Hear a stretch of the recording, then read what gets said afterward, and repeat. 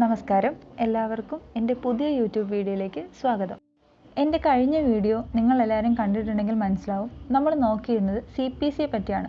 അതായത് എന്താണ് ഒരു സിവിൽ സൂട്ട്, അതിലെ പാർട്ടീസ് ആരൊക്കെയാണ്, എന്തൊക്കെ തരത്തിലുള്ള കാര്യങ്ങളിലാണ് ഒരു സിവിൽ സൂട്ട് ഫയൽ ചെയ്യേണ്ടത് തുടങ്ങിയവയാണ് നമ്മൾ പറഞ്ഞിരുന്നത്. ഇന്ന് നമ്മൾ നോക്കാൻ പോകുന്നത് എന്തൊക്കെയാണ് ഒരു സിവിൽ സൂട്ടിൻ്റെ ജൂറിസ്ഡിക്ഷൻ എന്നാണ്. അതായത് ജൂറിസ്ഡിക്ഷൻ എന്ന് പറയുമ്പോൾ തന്നെ മനസ്സിലായല്ലോ, അധികാര പരിധിയാണ്. ശരിക്കും പറഞ്ഞാൽ 3 തരത്തിലുള്ള അധികാര പരിധികളാണ് ഉള്ളത്. ഒന്ന് സബ്ജക്റ്റ് മാറ്റർ, ഒന്ന് ടെറിട്ടോറിയൽ, ഒന്ന് പെക്യൂനറി. സബ്ജക്റ്റ് മാറ്റർ എന്ന് പറയുമ്പോഴത്തേക്കും എന്ത് തരത്തിലുള്ള സബ്ജക്റ്റുകൾ, സബ്ജക്റ്റ് റിലേറ്റ് ചെയ്തിട്ടുള്ള സൂട്ടുകളാണ് നമ്മൾ ഫയൽ ചെയ്യുന്നത്. അതുപോലെ തന്നെ ടെറിട്ടോറിയൽ എന്ന് പറയുമ്പോഴത്തേക്കും അത് ഭൂമി സംബന്ധമായതാണ്.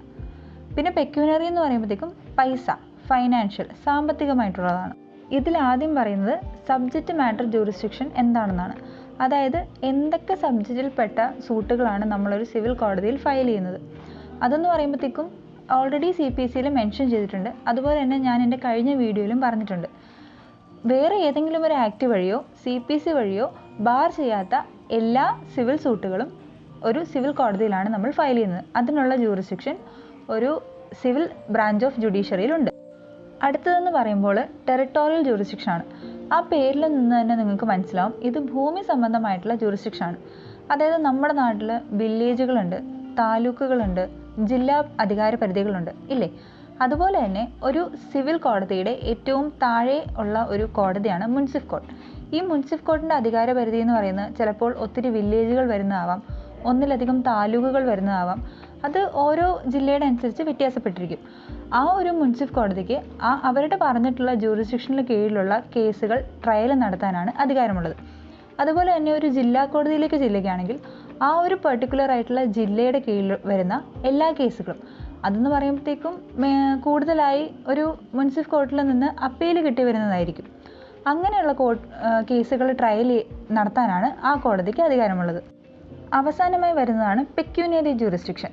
അതിൻ്റെ അർത്ഥം തന്നെ സാമ്പത്തികമായി, അതായത് ഫൈനാൻഷ്യൽ ആയിട്ടുള്ളത്. ഒരു 10 ലക്ഷത്തിൽ താഴെ വരുന്ന കേസുകളാണ് ഒരു മുൻസിഫ് കോർട്ട് അല്ലെങ്കിൽ ഒരു സബോർഡിനേറ്റ് കോർട്ടിൽ നമുക്ക് ഫയൽ ചെയ്യാൻ പറ്റുന്നത്. അതാണ് പെക്യൂനിയറി ജൂറിസ്ഡിക്ഷൻ. അടുത്തതായി നമ്മൾ നോക്കാൻ പോകുന്നത് പ്ലേസ് ഓഫ് സൂയിങ് ആണ്. അതായത് ഒരു സ്യൂട്ട് ഏതൊക്കെ കോടതിയിൽ എങ്ങനെയൊക്കെയാണ് ഫയൽ ചെയ്യാൻ പറ്റുന്നത് എന്നതിനെ പറ്റിയാണ് മെൻഷൻ ചെയ്തിരിക്കുന്നത്. CPCയിലെ സെക്ഷൻ 15 മുതൽ 20 വരെയാണ് പ്ലേസ് ഓഫ് സൂയിങ് ഇൻക്ലൂഡ് ചെയ്തിരിക്കുന്നത്. ആദ്യമായി നമ്മൾ നോക്കുന്നത് സെക്ഷൻ 15 ആണ്. ഇതിൽ പറയുന്നത് ഏതൊരു കേസ് നമ്മൾ ഫയൽ ചെയ്യുമ്പോഴും ആ ഒരു ജുഡീഷ്യറി വിങ്ങിൻ്റെ ഏറ്റവും ലോവസ്റ്റ് ആയിട്ടുള്ള കോടതിയിൽ ഫയൽ ചെയ്യണം എന്നാണ്. നമ്മളൊരു സിവിൽ ജൂറിസ്ഡിക്ഷൻ നോക്കുകയാണെങ്കിൽ മുൻസിഫ് കോടതിയും, ക്രിമിനൽ ജൂറിസ്ഡിക്ഷൻ നോക്കുകയാണെങ്കിൽ മജിസ്ട്രേറ്റ് കോടതിയുമാണ് അതിൻ്റെ ഏറ്റവും ബേസിൽ വരുന്നത്. അതുകൊണ്ട് തന്നെ ഒരു സിവിൽ കേസ് നമ്മൾ എപ്പോൾ ഇൻസ്റ്റിറ്റ്യൂട്ട് ചെയ്താലും അവരുടെ ലോവസ്റ്റ് ആയിട്ടുള്ള, അതായത് ഒരു മുൻസിഫ് കോർട്ടിൽ ഫയൽ ചെയ്യണം എന്നാണ് പറയുന്നത്. ഇതിൻ്റെ ഒരു മെയിൻ ആയിട്ടുള്ള ഉദ്ദേശം എന്ന് പറയുന്നത് മുകളിലുള്ള കോടതികൾ, അതായത് ജില്ലാ കോടതി, ഹൈക്കോടതി, സുപ്രീം കോടതി തുടങ്ങിയവയുടെ ഓവർ ബേർഡനിങ് കുറയ്ക്കുക. അവർക്ക് അവിടെ കേസുകൾ കെട്ടിക്കിടന്ന് ആളുകൾക്ക് അതൊരു ബുദ്ധിമുട്ട്, ഒരു ബാധ്യതയാവാതെ കേസുകൾ സുഗമമായി തീർക്കുക എന്നതിൻ്റെ ഉദ്ദേശത്തോടെയാണ് ഈ ഒരു സെക്ഷൻ നിലവിൽ വന്നിരിക്കുന്നത്. അടുത്തതായി നമ്മൾ നോക്കുന്നത് സെക്ഷൻ 16 ആണ്. അതായത് സബ്ജക്റ്റ് മാറ്ററുമായി ബന്ധപ്പെട്ട ടെറിട്ടോറിയൽ ജൂറിസ്ഡിക്ഷൻ. നമുക്ക് എല്ലാവർക്കും ഉള്ളൊരു സംശയമാണ്, ഒരു അന്യായം എന്ന് പറയുന്നത് ഒരു സിവിൽ കുറ്റമാണ്. ഇത് നടന്നു കഴിഞ്ഞാൽ എങ്ങനെയാണ് നമ്മളൊരു കേസ് ഫയൽ ചെയ്യുക എന്നുള്ളത്, എവിടെയാണ്? അതായത് A എന്ന് പറയുന്നൊരു വ്യക്തിയും B എന്ന് പറയുന്നൊരു വ്യക്തിയും സങ്കല്പിക്കുക. A എന്ന് പറയുന്നത് എറണാകുളം ജില്ലക്കാരനും B എന്ന് പറയുന്നത് കോട്ടയം ജില്ലക്കാരനുമാണ്. ഇവർ രണ്ടുപേരുടെയും ഇടയിൽ നടന്നിട്ടുള്ള അന്യായം ആലപ്പുഴ എന്ന് പറയുന്ന ജില്ലയിലെ ഏതെങ്കിലും ഒരു സ്ഥലത്ത് വെച്ചാണ് സംഭവിച്ചിരിക്കുന്നത്. ഇപ്പം നമുക്ക് എല്ലാവർക്കും ഒരു സംശയം വന്നില്ലേ, ഇതിലെവിടെയാണ് ഫയൽ ചെയ്യേണ്ടത്? Aയുടെ ജൂറിസ്ഡിക്ഷനിലാണോ, Bയുടെ ആണോ, Cയുടെ ആണോ? ഇതാണ് സെക്ഷൻ 16 പറയുന്നത്. ഒരു ഇമ്മൂവബിൾ പ്രോപ്പർട്ടി ആയിട്ട് റിലേറ്റ് ചെയ്തിട്ടുള്ള കേസാണെങ്കിൽ അതിൻ്റെ പെക്യൂനറി ജൂറിസ്ഡിക്ഷൻ നോക്കി, അതായത് നമ്മൾ നേരത്തെ തന്നെ കണ്ടു കഴിഞ്ഞു, ഒരു മുൻസിഫ് കോർട്ടിൽ നമുക്കൊരു കേസ് ഫയൽ ചെയ്യണമെങ്കിൽ അതിൻ്റെ പെക്യൂനറി ജൂറിസ്ഡിക്ഷൻ 10 ലക്ഷത്തിൽ താഴെയായിരിക്കണം.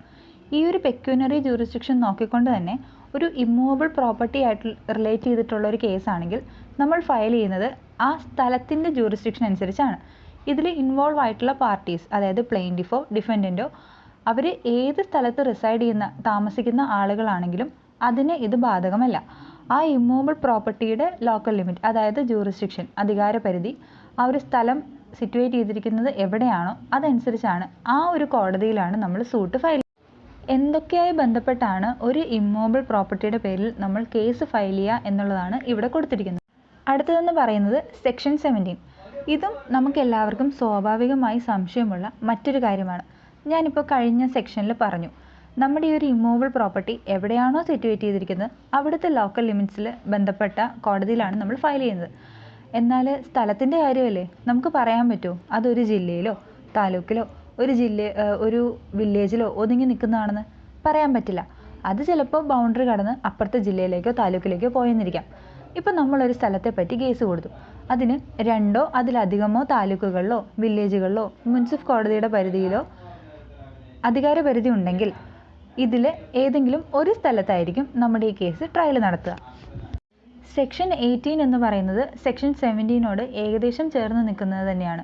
പക്ഷേ ഈ ഒരു കേസിൽ നമ്മുടെ പ്രോപ്പർട്ടി സിറ്റുവേറ്റ് ചെയ്തിരിക്കുന്ന ജൂറിസ്ഡിക്ഷൻ അൺസർട്ടൺ ആണെങ്കിൽ, അതായത് ഏതൊക്കെ മുൻസിഫ് കോർട്ടിൻ്റെ കീഴിലാണ് വരുന്നത്, ഏതൊക്കെ താലൂക്കിൻ്റെയോ ഏതിൻ്റെയൊക്കെ ജൂറിസ്ഡിക്ഷനിലാണ് വരുന്നതെന്ന് നമുക്ക് പറയാൻ പറ്റാത്തൊരു സിറ്റുവേഷൻ ആണെങ്കിൽ ഏതെങ്കിലും ഒരു കോടതിക്ക്, ഇതിൻ്റെ കീഴിൽ വരുന്ന ഏതെങ്കിലും ഒരു കോടതിക്ക് തന്നെ ഈ സൂട്ട് ഫയൽ ചെയ്യാൻ വേണ്ടി അനുവാദം നൽകാവുന്നതാണ്. അടുത്തതായി നോക്കാൻ പോകുന്നത് സെക്ഷൻ 19 ആണ്. ഇത്രയും നേരം നമ്മൾ കണ്ടത്, അതായത് സെക്ഷൻ 15 മുതൽ 18 വരെ നമ്മൾ കണ്ടത് ഇമ്മൂവബിൾ പ്രോപ്പർട്ടി ആയിട്ട് ബന്ധപ്പെട്ടതാണ്. ഒരു സൂട്ട് അല്ലെങ്കിൽ അന്യായം നമ്മൾ ഫയൽ ചെയ്യുമ്പോൾ അതിൽ ഇമ്മൂവബിൾ പ്രോപ്പർട്ടി മാത്രമല്ലല്ലോ ഉള്ളത്, മൂവബിൾ പ്രോപ്പർട്ടിയും ഉണ്ടാവും. അതിനെ റിലേറ്റ് ചെയ്തിട്ടുള്ളതാണ് സെക്ഷൻ 19. അതായത് ഒരു അന്യായം സംഭവിച്ചാൽ അതിൻ്റെ സബ്ജക്റ്റ് മാറ്റർ അല്ലെങ്കിൽ ആ ഒരു കേസ് ഉണ്ടായത് ഒരു മൂവബിൾ പ്രോപ്പർട്ടിയുമായി ബന്ധപ്പെട്ടിട്ടാണെങ്കിൽ പ്ലെയിൻറ്റിഫിൻ്റെ സമ്മതത്തോടുകൂടി ഒന്നെങ്കിൽ ആ ഒരു മൂവബിൾ പ്രോപ്പർട്ടി, ആ ഒരു ടോർട്ട് എന്ന് പറയുമ്പോൾ ഒരു സിവിൽ ക്രൈമാണ്, ആ ക്രൈം നടന്ന സമയത്ത് എവിടെയാണോ ഉണ്ടായിരുന്നത് ആ കോടതിയിൽ നമുക്ക് കേസ് കൊടുക്കാം. ഇനി അതല്ലെങ്കിൽ നമ്മുടെ ഡിഫൻഡൻറ്റ്, അതായത് കുറ്റം ചെയ്തിട്ടുള്ള വ്യക്തി, അയാൾ താമസിക്കുകയോ അയാളുടെ ബിസിനസ്സോ അല്ലെങ്കിൽ അയാളുടെ ജോലിയോ എന്താണോ അത് നടക്കുകയോ ചെയ്യുന്ന സ്ഥലത്ത് അവിടെയാണെങ്കിൽ അവിടെ നമുക്ക് കേസ് ഫയൽ ചെയ്യാം. പക്ഷേ ഇതിലേത് വേണമെന്നുള്ളത് പ്ലെയിൻറ്റിഫിൻ്റെ താല്പര്യം അനുസരിച്ചായിരിക്കും എപ്പോഴും സംഭവിക്കുക. അടുത്തതായി നമ്മൾ നോക്കാൻ പോകുന്നത് സെക്ഷൻ 20 ആണ്. ഇതെന്ന് പറയുമ്പോൾ സെക്ഷൻ 15 തൊട്ട് 19 വരെ നമ്മളിപ്പോൾ പറഞ്ഞിട്ടുള്ള എല്ലാ പ്രൊവിഷൻസിനും ബാധകമായിട്ടുള്ളതാണ്. അതായത് എപ്പോൾ ഒരു ക്രൈം അല്ലെങ്കിൽ ഒരു അന്യായം, ക്രൈം എന്ന് പറയുന്നത് ഒരു സിവിൽ ക്രൈം അല്ലെങ്കിൽ ഒരു അന്യായം അല്ലെങ്കിൽ ഒരു ടോർട്ട് നടന്നു കഴിഞ്ഞാൽ നമ്മൾ എങ്ങനെയാണ് കേസ് ഫയൽ ചെയ്യേണ്ടത്. നമ്മളൊരു കോടതിയിൽ കേസ് ഫയൽ ചെയ്യുമ്പോൾ ആ കേസുമായി, അതിൻ്റെ സബ്ജക്റ്റ് മാറ്ററുമായി എന്തെങ്കിലും ഒരു ബന്ധമുള്ള സ്ഥലത്തായിരിക്കണം കേസ് ഫയൽ ചെയ്യേണ്ടത്. ഒന്നെങ്കിൽ അത് മുഴുവനായോ അല്ലെങ്കിൽ പകുതിയോ ചെറിയൊരു അംശമെങ്കിലും ആ ഒരു കോടതിയുടെ ജൂറിസ്ഡിക്ഷൻ്റെ കീഴിൽ സംഭവിച്ചിരിക്കണം. അല്ലെങ്കിൽ ഡിഫൻഡൻറ്റ്, ഒന്നെങ്കിൽ അയാൾ താമസിക്കുകയോ അല്ലെങ്കിൽ അയാളുടെ ബിസിനസ്സോ ജോലിയോ നടക്കുകയോ ചെയ്യുന്ന ഒരു കോടതി, ആ കോടതിയുടെ ജൂറിസ്ഡിക്ഷന് കീഴിലായിരിക്കണം നമ്മൾ കേസ് ഫയൽ ചെയ്യേണ്ടത്. ഇനി നമ്മൾ ഫയൽ ചെയ്ത അന്യായത്തിൽ ഒന്നിലധികം ഡിഫൻഡൻറ്റുകൾ ഉണ്ടെങ്കിൽ അതിലേതെങ്കിലും ഒരാളുടെ ജൂറിസ്ഡിക്ഷൻ, അതായത് ഒന്നെങ്കിൽ അയാൾ താമസിക്കുകയോ ബിസിനസ് നടത്തുകയോ ജോലി ചെയ്യുകയോ ചെയ്യുന്ന ജൂറിസ്ഡിക്ഷനിൽ കേസ് ഫയൽ ചെയ്യാവുന്നതാണ്. ഇത്രയും സമയം എൻ്റെ വീഡിയോ കാണുകയും ശ്രദ്ധിക്കുകയും ചെയ്ത എല്ലാവർക്കും നന്ദി.